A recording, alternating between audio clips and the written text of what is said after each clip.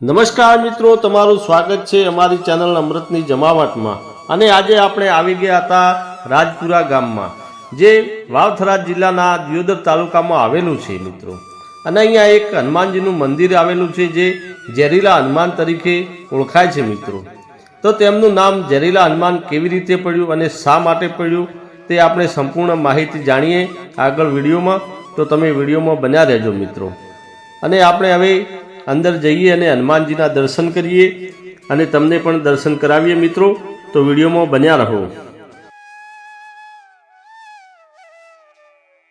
અને હવે ચલો આપણે અંદર જઈએ। આ મિત્રો હનુમાનજીની મૂર્તિ છે, જે આપણે દર્શન કરી લઈએ। અને એક આ બીજી પણ હનુમાનજીની મૂર્તિ છે મિત્રો। જય બજરંગબલી। અને મિત્રો આ બધા સંતોના ચરણોના પગલાં છે મિત્રો, જે ઓગણનાથજી અને જે બધા નામ લખેલા છે, તમે નામ વાંચી શકો છો મિત્રો। આ જેટલા અહીંયા મહંત થઈ ગયા તેમના બધાના પગલાં છે મિત્રો અહીંયા, જે તમે આ જોઈ શકો છો।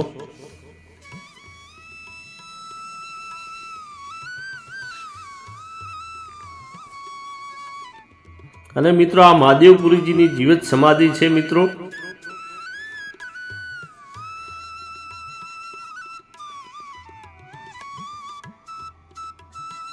અને હવે આપણે જઈએ શંકર ભગવાનના દર્શન કરી લઈએ, જ્યાં શંકર ભગવાનનું મંદિર આવેલું છે।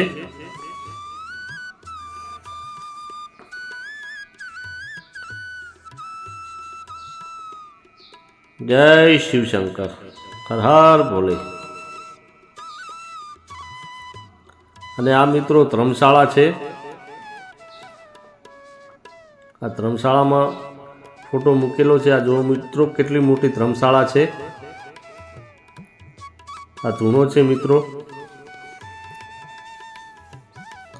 અને આ મિત્રો બધા જે મહંતો થઈ ગયા તેમના નામ લખેલા છે। તો અને હવે આપણે આગળ જાણીએ જે ઝેરીલા હનુમાન કેવી રીતે નામ પડ્યું તે। આપણને ચિરાગભાઈ થોડો ઇતિહાસ કહે છે, તે ઇતિહાસ તમે સાંભળી લો। કોણે ઝેર પાડ્યું હતું?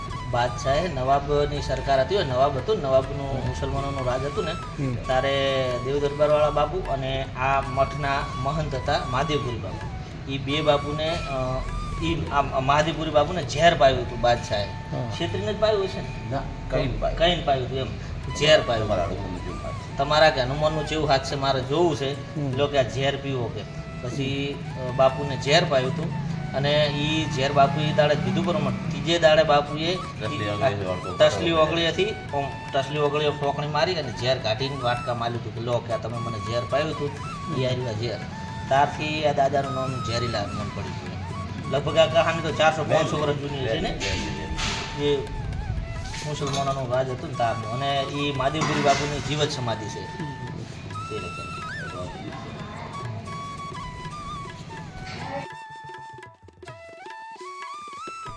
તો મિત્રો તમને અમારા આ ઝેરીલા હનુમાનજીનો વિડીયો સારો લાગ્યો હોય તો વિડીયોને લાઈક કરજો, શેર કરજો અને સબસ્ક્રાઈબ કરવાનું ભૂલતા નહીં। ફરી મળીશું એક નવા વિડીયોમાં। ત્યાં સુધી સૌને જય બજરંગબલી।